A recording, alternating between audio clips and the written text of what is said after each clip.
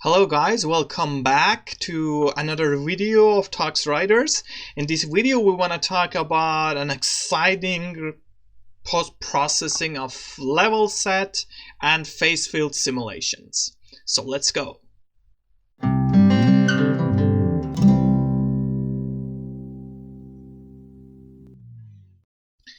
Okay, so I prefer to start with the phase field, because as I told you, the implementation is in parallel, so there are things to discuss for the partition mesh concept. I navigate to, no, it's not here, that's for the previous one, here. I navigate to the folder for the phase field. The thing is, here you can see that ParaView has already grouped each time step into single group, but that's because of the naming convention. But also there is the PVD file which you can open and have all the time steps together. But before doing that, let me open just a single VTU file. As I told you, I want to create a post-processing like this. But the mesh is divided into 6 subdomains, and I want to open only one of them. Let's see what happens. I open this, and I expected something like this. But in fact, apparently, you can see that the one that I opened here is indeed the partition mesh of this part and region.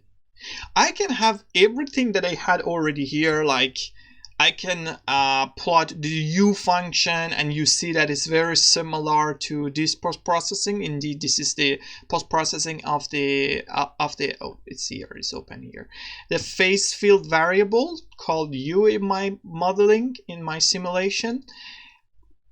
Everything is the same, but this is indeed, you should pay attention to the fact that this is indeed just a partition of the mesh.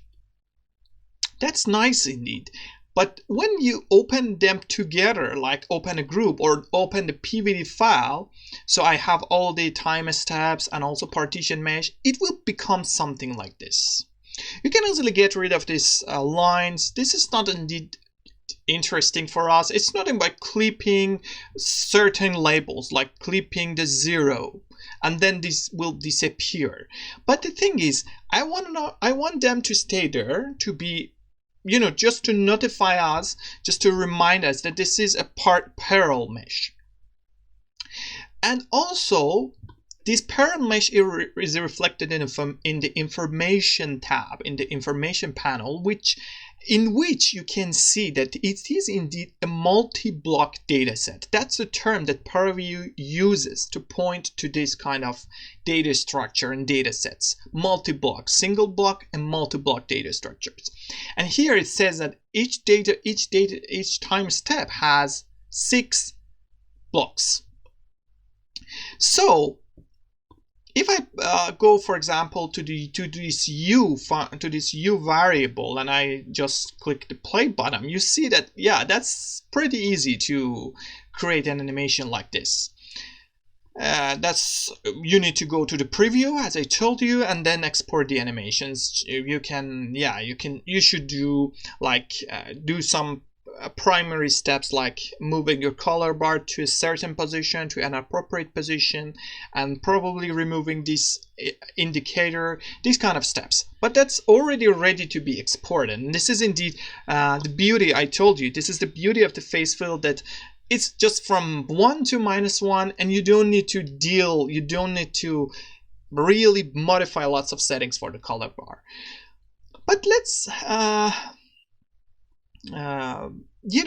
let me show you, because this is pretty simple. Let me show you another way to explore the blocks, to see that there are really blocks there that are building the whole model. There is multi-block inspector in ParaView. There's new panel which appears here, and this allows you to temporarily disable or hide certain blocks, or for example change the colors, change their color. I think yeah, it says you can change the opacity, transparency of the blocks, or change the colors. And in addition to that, there is also one mode that is indeed this is created by ParaView and also part of my simulation program, that it indicates the VTK index, the VTK, the different colors for each block. And in this case, you can easily see that it's indeed 6 blocks that that forms the model, but they have their own VTK index. And the VTK index are represented by colors here. But in addition to that, you can also change these colors and opacity from this multi-block inspector module. I will show you in the fluid flow section that I have, for example, I think a model with more than 170 submeshes, and then this plot will become very complicated. But using this multi-block inspector, if you care, if there is something that you want to investigate, you can easily hide and unhide various blocks to investigate the way that the mesh partitioner, that's the term for the software tool that does this, how the mesh partitioner has divided the mesh into different subdomains. But yeah, that's the thing for multi-block inspector. That's the way that ParaView handles multi-blocks partition mesh. Let me quickly apply the clip filter to this. So I clip the field, I clip the scalar of u with a value of 0. I think you should also invert it, yeah. And then that's indeed the video that you saw for the tissue growth. And yeah, in order to adjust the speed when you export the animation, you know that you should adjust the frame rate. Then you can create a video similar to this one for the face field. Let's go quickly to the level set to demonstrate the concepts of changing color bar. So you can reset the session, ParaView session, using this toolbar icon. And then we want to open the files of the level set. So yeah, I opened a series, but yeah, let's first have a look at the five function, the way that five function is represented. That's very similar to the biodegradation simulation. I have the definition of the distance function here, and if I play this this time series animation, it would become like this. So this is not what we want, definitely, because it doesn't represent well what is happening. The common case, the common practice in these kind of scenarios is you go to the last time step and then rescale the time range, rescale the data range to that frame. Like in this case, I'm not in the last time frame, but I go there and I then click this, and then I come back to the first frame and then play it again. So you see that it is not what I expected. Even on a better, more reflective color map, it's not what I wanted to show. Indeed, the thing that I want to have is a video like this, that it demonstrates the move of the zero ISO contour through the colors, that it moves towards the blue. So I want this color bar to be updated indeed. Another way to do that, I just wanted to point out that instead of going to the last frame and rescaling the data range, you can click this button, rescale to data range over all time steps.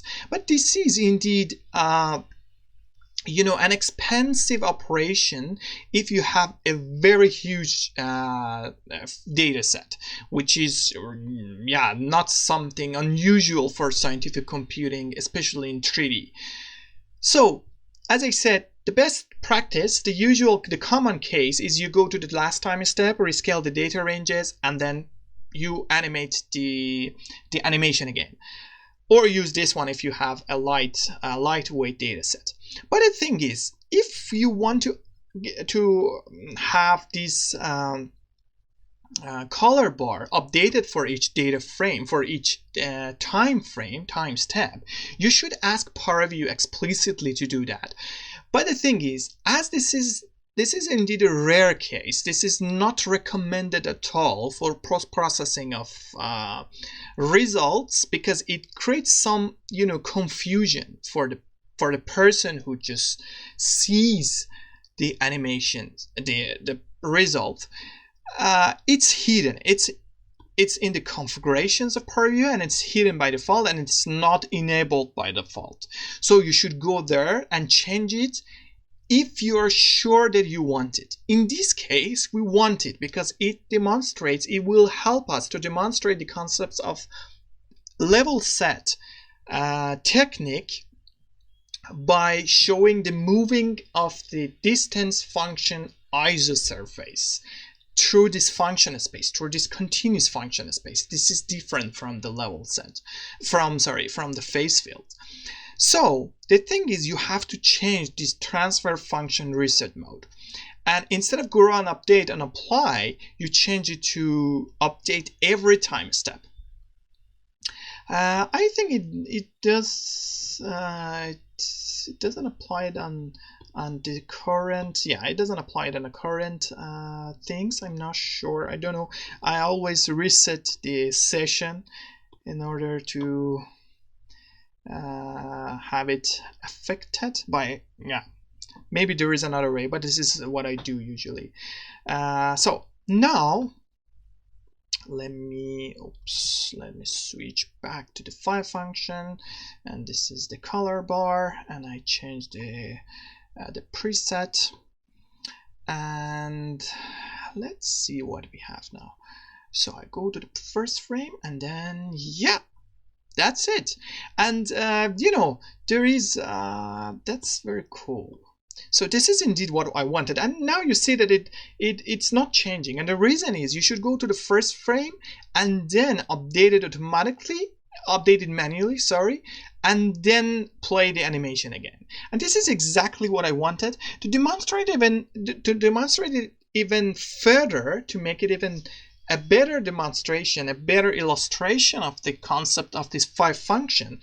Let's create the ISO contour and make it appear on this evolving interface, evolving function space, and I think that it becomes very nice. It was not in this animation, but I think we can do that. Let's do something a